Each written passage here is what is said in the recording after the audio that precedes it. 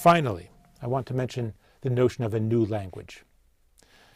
It's important to understand that Chinese literature to this point had almost entirely been written in what's called literary language, Wenyan.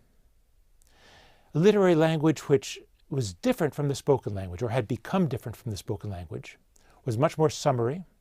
It was not easy to understand if you just read it aloud, you had to read it.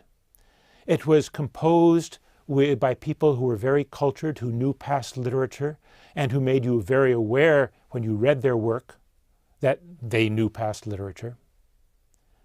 Now we see people beginning to write stories, and we see this in novels, plays.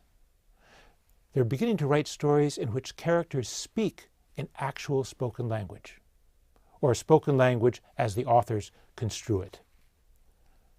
The novels from this period that write in the vernacular actually would have a very important role in the 20th century, when China was trying to discover a language or create a language that was close to the vernacular that could serve as a written language.